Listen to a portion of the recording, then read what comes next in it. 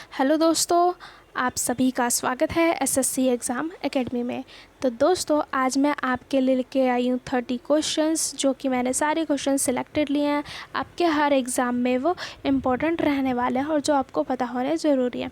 तो दोस्तों, अगर जो आपको मेरा कलेक्शन अच्छा लगे, आपको ये काम आए क्वेश्चन, आपको न्यू इन्फॉर्मेशन मिले जो आपको नहीं पता है, तो दोस्तों वीडियो को लाइक कीजिएगा। और जो भी लोग विज़िट पहली बार चैनल पे किया वो चैनल को सब्सक्राइब करेंगे और बेल आइकन को प्रेस करेंगे, ताकि कोई भी वीडियो आती है तो आपको तुरंत नोटिफिकेशन मिल जाए। और दोस्तों, आप अगर जो डेली हमसे जुड़ना चाहते हैं, आपको डेली कुछ ना कुछ इन्फॉर्मेशन चाहिए, अच्छे अच्छे क्वेश्चन चाहिए, तो आप हमारे टेलीग्राम चैनल से भी जुड़ सकते हैं। इसका लिंक मैं आपको डिस्क्रिप्शन बॉक्स में दे दूँगी। तो दोस्तों, चलिए हम स्टार्ट करते हैं। हमारे क्वेश्चन हम जल्दी जल्दी करेंगे। आप चाहे तो अपना इसको एक टेस्ट समझ के वीडियो को पॉज करके अपना आंसर दे सकते हैं। तो दोस्तों, चलिए हम स्टार्ट करते हैं हमारे पहले क्वेश्चन से। तो जो पहला क्वेश्चन है ये है, बर्ड फ्लू का विषाणु होता है। तो दोस्तों, जो बर्ड फ्लू है ये H5N1 विषाणु द्वारा उत्पन्न होता है, जो कि पक्षियों में सार्स नामक बीमारी उत्पन्न करता है। कौन सी बीमारी? सार्स बीमारी नामक उत्पन्न करता है। ठीक है दोस्तों, तो जो इसका आंसर होगा वो क्या हो जाएगा?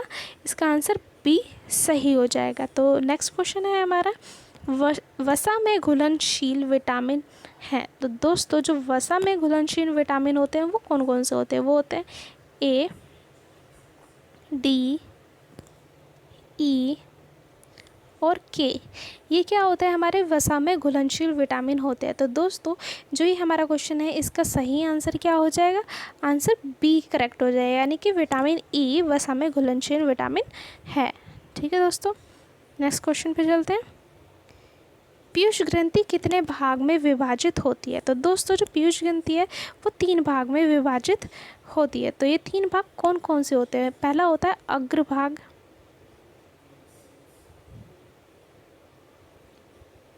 दूसरा होता है मध्य भाग और तीसरा होता है पश्चिम भाग। ठीक है दोस्तों, जो पीयूष ग्रंथि है वो 3 भाग में विभाजित होती है। कौन कौन से? अग्रभाग, मध्य भाग और पश्चिम भाग। नेक्स्ट क्वेश्चन पे चलेंगे। प्रकाशिक तंतु किस आधार पर कार्य करते हैं? तो दोस्तों, जो प्रकाशिक तंतु है प्रकाश के पूर्ण आंतरिक परावर्तन घटना पर आधारित होते हैं। इनका प्रयोग संचार में किया जाता है। तो इसका आंसर क्या सही हो जाएगा? सी सही हो जाएगा, पूर्ण आंतरिक परावर्तन। नेक्स्ट है हमारा क्वेश्चन, निम्नलिखित घटनाओं को क्रम में लगाइए। तो दोस्तों, यहाँ पे कुछ 4 ऑप्शन दिए हैं और यहाँ पे शायद कुछ थोड़ा रह गया है, लेकिन मैं आपको इसका आंसर सीरीज़ बनानी रह गई है दोस्तों। तो कोई बात नहीं, मैं आपको इनका सबका ईयर वाइज बता देती हूँ, तो आपको पता चल जाएगा कि कौन सा सही है कौन सा नहीं है। ठीक है दोस्तों, मैं आपको इनका ईयर बता दूँ। तो लखनऊ समझौता है वो हुआ था 1960 में। ठीक है, 1916 में हुआ था। और जो खिलाफत आंदोलन है ये हुआ था 1920 में, 1920 में हुआ था। और जो चंपारण सत्याग्रह ये हुआ था 1970 में, 1917 में हुआ था। और जो जलियांवाला बाग है ये हुआ था 1919 में हुआ था। ठीक है दोस्तों, तो आपको पता ही चल गया होगा कि अगर जो इनको सीरीज़ में लगाना है तो आप कैसे लगाएंगे। ठीक है दोस्तों, नेक्स्ट क्वेश्चन की ओर चलते हैं। नेक्स्ट है, चौरी चौरा किस जनपद में स्थित है? तो दोस्तों, चौरी चौरा जनपद गोरखपुर में स्थित है। ये 1922 के असहयोग आंदोलन के समय चर्चा में आया था। ठीक है दोस्तों, नेक्स्ट क्वेश्चन की ओर चलेंगे।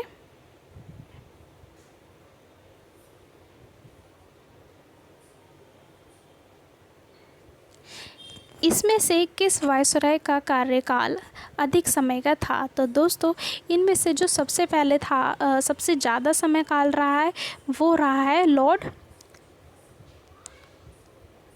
लिनलिग्यो का। ये 1936 से लेके 1944 तक रहे हैं। ठीक है दोस्तों, और अगर जो इन सब का कार्यकाल देखें तो दोस्तों जो लॉर्ड कर्जन है इनका था 1899 से लेके 5 तक ईस्वी तक, और जो लॉर्ड हार्डिंग है इनका था 1844 से 48 तक, और जो लॉर्ड विलिंगटन है इनका था 1931 से 1936। ठीक है दोस्तों, जो मैं आपको इन्फॉर्मेशन साथ में बता रही हूँ आप उनको भी नोट करते जाएंगे या फिर अच्छे से सुनेंगे, क्योंकि क्वेश्चन में आपके एग्ज़ाम में कुछ भी पूछा जा सकता है। इसलिए मैं आपको हर क्वेश्चन से रिलेटेड इन्फॉर्मेशन दे रही हूँ ताकि आपको कुछ भी इससे रिलेटेड पूछा जाए तो आपको उसका आंसर पता हो। तो दोस्तों नेक्स्ट क्वेश्चन है, किस पंचवर्षीय योजना में आपातकाल लगा तथा केंद्र में जनता पार्टी की सरकार बनी? तो दोस्तों 5वीं पंचवर्षीय योजना यानी कि 1974 से 79 तक, ठीक है, 1974 से 79 में भारत के अंदर आपातकाल लगा था और केंद्र में जनता पार्टी चुनी गई थी। ठीक है दोस्तों, नेक्स्ट है, बोकारो इस्पात संयंत्र किसकी सहायता से स्थापित हुआ था? ठीक है, तो ये हुआ था रूस की सहायता से। ठीक है दोस्तों, बोकारो इस्पात संयंत्र रूस की सहायता से 1961 में, ठीक है, 1961 में स्थापित किया गया था। ठीक है दोस्तों, नेक्स्ट है, मनुष्य के सामान्य रक्तचाप कितना होता है? मनुष्य का सामान्य रक्तचाप कितना होता है? तो ये होता है 120/80 mm Hg। अब ये कहेंगे जो Hg है ये पूछ लेते हैं आपसे ये क्या होता है? तो जो Hg होता है ये होता है पारा। क्या होता है? पारा, यानी कि मरकरी। ठीक है दोस्तों, ये क्या होता है? मरकरी होता है। ठीक है दोस्तों, ये धातु वाला नहीं है। ठीक है दोस्तों, अगर जो आपसे पूछ ले कि Hg का मतलब क्या होता है तो इसमें Hg का मतलब होता है पारा, मरकरी। ठीक है दोस्तों,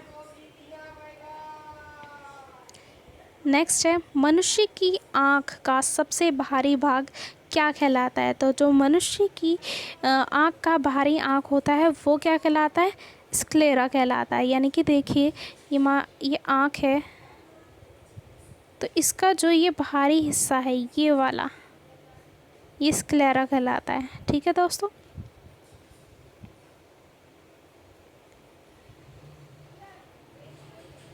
नेक्स्ट है, निम्नलिखित विटामिनों में से किसमें कोबाल्ट होता है? तो दोस्तों कोबाल्ट होता है विटामिन B12 में। ठीक है दोस्तों, नेक्स्ट है, कोविड-19 के कारण टोक्यो ओलंपिक को कितने साल के लिए रद्द किया गया है? तो दोस्तों कोरोना के कारण, कोविड-19 के कारण 1 साल के लिए रद्द किया गया है। ठीक है दोस्तों, ये क्या था?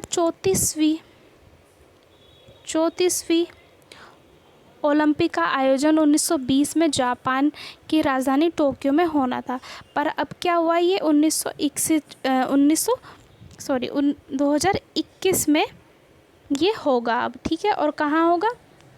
टोक्यो में ही होगा। ठीक है, और ये हुआ रद्द क्यों? कोरोना के कारण हुआ। नेक्स्ट है, किस विटामिन को हार्मोन कहा जाता है? तो दोस्तों विटामिन डी को हार्मोन कहा जाता है। ये क्या? विटामिन डी हमें सूर्य से मिलता है। नेक्स्ट है, रात्रि के समय आकाश में कौन सा ग्रह लाल दिखता है? तो दोस्तों रात्रि के समय मंगल जो है वो लाल दिखाई देता है। ठीक है, लाल ग्रह क्या? मंगल भी कहते हैं, लाल ग्रह को मंगल भी कहते हैं। ये इसका क्या है? मंगल का उपनाम है। ठीक है, लाल ग्रह जो है मंगल का उपनाम है। ये लाल होता क्यों है? लाल होता है आयरन ऑक्साइड के कारण। आयरन ऑक्साइड के कारण ये लाल दिखाई देता है। ठीक है दोस्तों।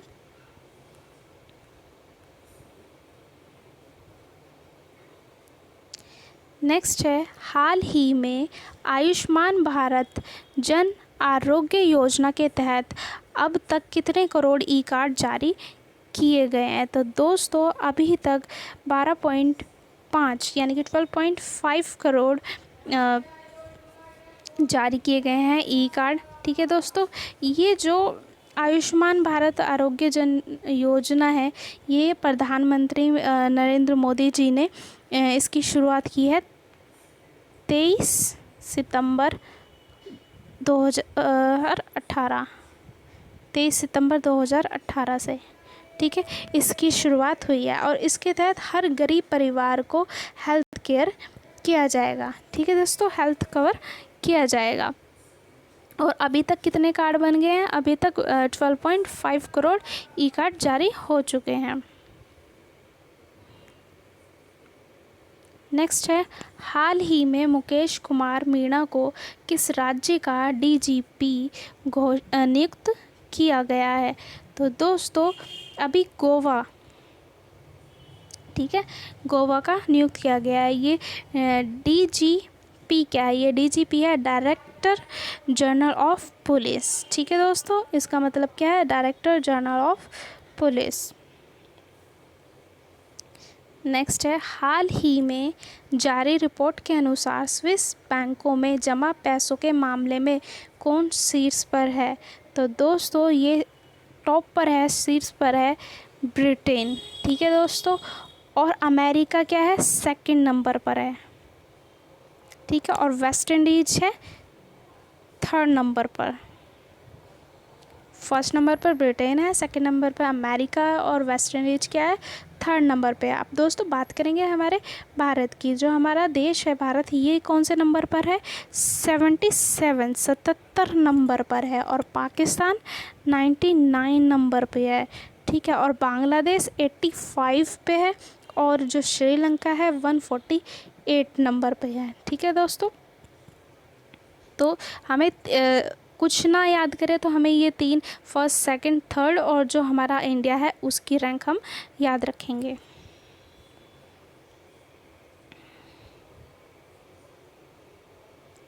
नेक्स्ट है, हाल ही में IMF ने वित्त वर्ष 2021 में भारत की अर्थव्यवस्था कितने प्रतिशत गिरने का अनुमान लगाया है? तो दोस्तों अभी 4.5, ठीक है, 4.5 गिरने का अनुमान लगा है। अब ये जो IMF है, तो देखिए यहाँ पे मैंने इसकी इंफॉर्मेशन फुल फॉर्म लिख दी, काफ़ी बार एग्जाम में पूछ ली जाती है। इंटरनेशनल मॉनेटरी फंड इसकी क्या है? फुल फॉर्म है। और दोस्तों इसकी स्थापना कब हुई थी? इसकी स्थापना हुई थी 1945 में। ठीक है, 1945 में। और उसका जो हेड क्वार्टर है वो कहाँ है? वॉशिंगटन DC में इसका हेड क्वार्टर है। नेक्स्ट है, हाल ही में मूडीज़ ने वित्त वर्ष 2021 में भारत की GDP किस दर से घटने का अनुमान लगाया है? तो दोस्तों मूडीज़ ने लगाया है 3.1% गिरने का। ठीक है दोस्तों, नेक्स्ट है, लोकसभा सदस्य का कार्यकाल कितने वर्ष का होता है? तो दोस्तों लोकसभा के सदस्य का कार्यकाल 5 वर्ष का होता है। ठीक है दोस्तों, नेक्स्ट क्वेश्चन की ओर चलेंगे। नेक्स्ट है,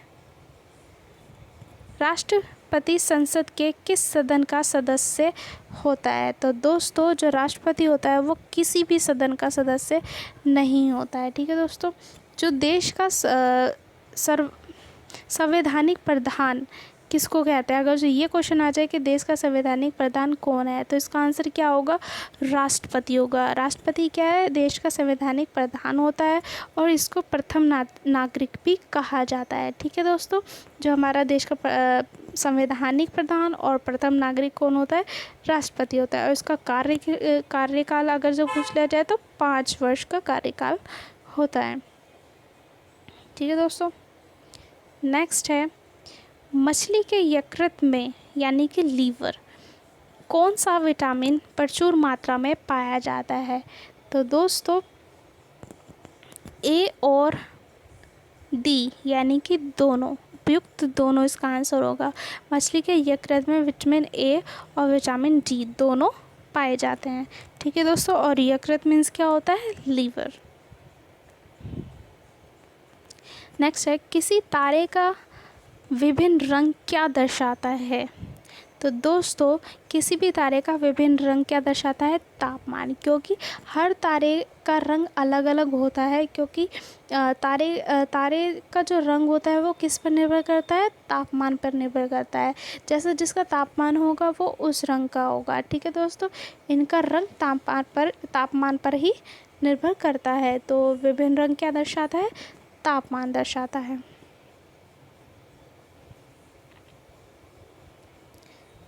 नेक्स्ट है, ताप, मृदा, प्रकाश पर्यावरण के किस घटक के अंतर्गत आते हैं? ठीक है दोस्तों, किस घटक के अंदर आते हैं? तो ये आते हैं भौतिक के अंदर। ठीक है, क्योंकि जो ताप है, मृदा है, प्रकाश है, ये क्या है? मानव निर्मित तो हो नहीं सकते, जैविक भी नहीं हो सकते, ये क्या है? भौतिक है। हाल ही में किस देश के क्रिकेटर बोर्ड ने खिलाड़ियों के स्वास्थ्य और मानसिक शांति को ट्रैक करने के लिए ऐप लॉन्च किया है? तो दोस्तों अभी बांग्लादेश ने क्या किया है? एक ऐप लॉन्च किया है। अब यहाँ पे बात आती है बांग्लादेश की। तो देखिए दोस्तों, क्योंकि काफ़ी बार क्वेश्चन एग्ज़ाम में कैपिटल करेंसी वगैरह पूछ ली जाती है। तो बांग्लादेश की कैपिटल क्या है? ढाका। करेंसी क्या है? टका। और यहाँ के प्रेसिडेंट है अब्दुल हामिद और प्राइम मिनिस्टर कौन है? शेख हसीना। ठीक है दोस्तों,